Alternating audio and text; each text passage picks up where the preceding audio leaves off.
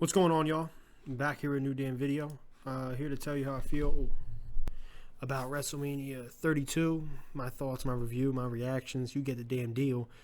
It was an alright show. It lived up higher to the higher expectations than we thought. But it wasn't all that. And the booking of the show wasn't that great. A lot of things they could have done better in terms of who won and things like that. But who cares? It was some good matches, and I'll get down to it right now. Sorry, I'm reading off my phone. The pre-show match was Kalisto versus Ryback. I didn't even watch this match, so I'll just tell you who won.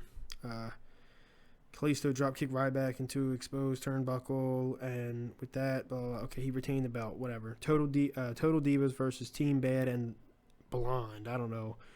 I did watch a little bit of that. Brie Bella and that team won, and I guess that's her last match in wrestling, so whatever, nice for her. Lita unveils the new women's championship. Now, I'm so happy about this. Got rid of that stupid-ass Divas title. First off, it ruined women's wrestling because women already don't get a lot of respect in pro wrestling. And when you make it the Divas division, the Divas title, the Divas this, it sounds like some bullshit. Women's title and the perfect person to bring it out, Lita, and you had the three perfect women to go for it: Charlotte, Sasha Banks, Becky Lynch, the three perfect women who can actually fucking wrestle and are somewhat attractive, going for the strap, the way it should be. Usos defeated the Dudley'S. I did watch a little bit of this. The Usos won with a super kick. After the match, Dudley'S tried to put up tables. They tried to put the Usos through it, and the hell? Oh, my bad. Yeah, try to put the Usos through it. It just... Usos then super kicked both of them on the table, jumped off the ropes. It was cool, whatever. Sorry about that. Intercontinental Championship match. Intercontinental Championship ladder match. Zack Ryder versus, Kevin Owens versus Sami Zayn versus Stardust versus Dolph Ziggler versus Sin Cara versus The Miz. Now, this right here was a pretty decent match. As you expect, the high spots in a ladder match. People jumping off of fucking things, all that crazy shit, jumping through ladders. It was a decent match, and Zack Ryder won. And at first, I was like, I don't know, but I was happy for him. And the reason I say I'm happy for him is because he didn't get shitted on a lot. He had a little run for a minute. Everyone was cool, thinking he was cool and whatnot. He had his little internet stupid thing, but he deserved it way more than The Miz did, and I think it was perfect because I think now you can actually build somebody out of him. I know we all looked at him, we took him serious before, now we think he's a damn joke. Well, now you may bring him back and see what happens, and it seemed like it was a nice thing for him, so that's cool. Jericho versus AJ Styles. At first, this match started off, I thought it was terrible. Then you got the false finishes, you got the the reversal of moves, just a good tactical match. Chris Jericho wins, which is stupid, in my opinion, because to me, it's like, what was the point of them two feuding? Have them two feud, right? Having them two feud, then you turn around and Chris Jericho wins at Mania. You should have had Jericho win all the time and then have AJ be the underdog and win there because he's a new star. Jericho's going to leave. You get what I'm saying, but it's whatever. It was a decent match. League of Nations, and this was a good thing versus the New Day. League of Nations won. Sheamus pinned Xavier Woods with the bro kick and assistant from King Barrett. After the match, they were talking about how they're the best tag team. We're the toughest son of a bitches on the planet and all this dumb shit. Next thing you know, Michaels comes out. Now, usually I don't really freak out, but I was like, oh shit, there's Michaels. And he was wearing his wrestling gear. And I was like, oh, shit. Then next thing you know, Mick Foley comes out. Oh, shit. Next thing you know, Stone Cold comes out. Now, that was an awesome segment. They came out, beat the hell out of them, start drinking beer. Then the New Day comes in, and they try doing this dancing bullshit, right? So Shawn starts dancing, Mick Foley starts dancing. They try getting Stone Cold to do it. So Stone Cold starts dancing, too. And then next thing you know, bam, hits him with a stunner. And that was even better.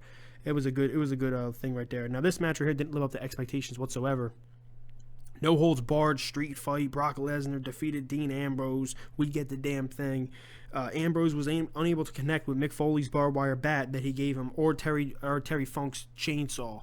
I'm starting to think now, what was the point of giving him the fucking shit if he never even got to fucking use it?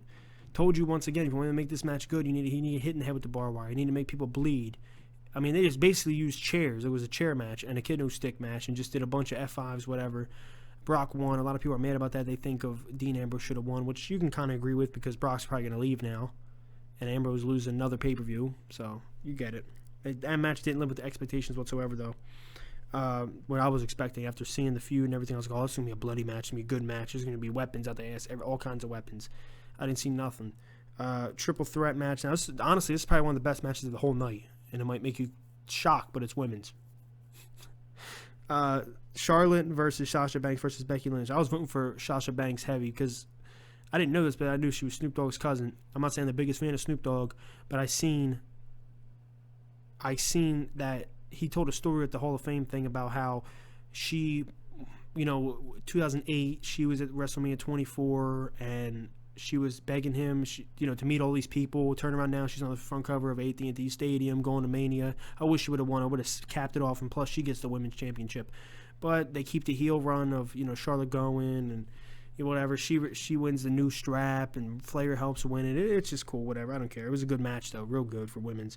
Now this match was probably the best match in my opinion. Hell in a Cell match, Taker versus Shane. You had fighting in it. You had chokes. You had everything about it, all the drama. And then you had what we all wanted, the bump. And now the bump was, first Shane grabs this big fucking plier thing. He starts plying off the cage. He gets slammed through the cage. They get outside. He starts hitting him he starts hitting Undertaker in the head with a toolbox. He climbs the cage and jumps off that motherfucker, 25-foot cage. Taker moves out the way, and he just goes flying into the announce table. That was an awesome moment, and I'm happy he did it. Because while I was watching the match, I thought they was just going to end it in the ring. I'm like, oh, God. No high spot, no nothing. It was perfect. But I'm sad. That's another booking thing that everyone's pissed about. Shane not winning and going somewhere with that storyline. You could have had Triple H lose tonight, and then at Payback, you could have started having Shane versus Triple H feud. Well, not really have Shane fight, but have someone in his corner, basically Roman Reigns maybe. And be like, you know what, this is a new era of wrestling. And it can get Roman Reigns over. It gets Roman Reigns over. Because you have Shane in his corner, and Shane's the new founder of the fucking Raw and all this and that. And he goes up against Triple H in a rematch at Payback with Stephanie in his corner. But, they went a different direction. It was good to see, though. It was nice to see Shane back. You probably won't see him again. But that was nice. I can't believe Shaquille O'Neal came out in the fucking Memorial Battle Royal. I'm sitting there and I'm like, I see the thing. It says Shaq. I'm like, Shaq? On the side of the ring. Next thing you know, I'm like, Shaquille motherfucking Neal, dog. Holy shit. So yeah, so he came. That was cool. He didn't win, whatever. We get it. It was, I don't know, that motherfucker from NXT, that bum, well, I'm gonna say bum, but I don't really fuck with him. The Rock came out, came out with the Dallas Cowboys cheerleaders, announced the WWE attendance record, saying we're breaking records. He hyped it all up, saying how we're gonna break records, do all this, do all that. Came out with a fucking flamethrower, started flaming shit up. Then he gets in the ring, the Wyatt family comes out, which I really thought right there that Bray Wyatt was gonna get his push for a minute, because the way Rock says, you're charismatic, you have this, you have that, and everyone started cheering every time he said it. And I thought right there Bray was going to shake his hand or something and be like, you know what, you're right, and then turn his career from there. But they put Eric Rowan in the damn ring. Eric Rowan, and Rock beats him in 6 seconds. Rock literally took off his pants and everything and literally had his wrestling gear underneath it. And I knew he was going to have it because I saw wrestling boots underneath his sweats. And he comes out. Then all three of them come in the ring. Next thing you know, Cena comes to save the day. And at that moment, I'm watching it. I'm like, dog, I hope Cena turns heel. I hope he does. Even though I don't care about him no more. But the way I saw it, I was like, I saw Cena staring at him like this from the corner of his eye. I'm like, damn, he's going to do it. They're going to lay the Wyatts out. Rock's going to turn around. Cena's going to F you him, and the crowd's going to go nuts because he turned heel, basically. And after the match, Cena, they start hugging all that stupid stuff. Now, the last match of the night, WWE Championship match. Match was okay. It had a little bit of moments in it where I, jumped up out of my seat and stuff. It was a good match. Overall, even that I hate Roman Reigns. Well, I hate Roman Reigns. I just don't think he can wrestle, and I don't think he can talk up on the mic. He's not believable. He had a decent match with Triple H, where they actually had Stephanie get speared, which I seen coming. she played a great role in it, and that entrance they had for him was fucking beast. And Stephanie, looking beautiful as a motherfucker as always. Looking gorgeous as shit. Especially with that outfit on, dude. Oh my god, I would have ripped her ass up. I ain't gonna get into all that. I ain't trying to get fucking charges and all that shit. You know what I'm talking about? Talking crazy, think I'm some kind of fucking animal. Throw me in a fucking cage. So, but yeah, she was beautiful. So she gets involved, whatever. She gets speared. Next thing you know, Reigns hits Triple H. Da-da-da. New champion Roman Reigns. It was a decent Mania. I think they could have had some different people win who people wanted to win, you know, but it's whatever. It was good. It was a good show overall. I mean, it was what we expected, though. We expected Taker to win. We expected Roman Reigns to win. We expected Brock Lesnar to win. We expected all these people to win besides maybe Zack Ryder. It was cool, though. We'll see what happens tomorrow night on Raw. I think it was really just overhyped because it was Mania. You know, if this was a regular pay-per-view, you would probably say it was a bad pay-per-view besides the bump that Shane took. But yeah, it was good. It was decent. Let's see what happens next year. Not next year. What the hell am I talking about? Let's see what happens tomorrow night on Raw. I'll be back here on my Raw review if I have time. Hopefully I do. Let's go. Comment below on your thoughts on Mania. Did you like it? Let me know.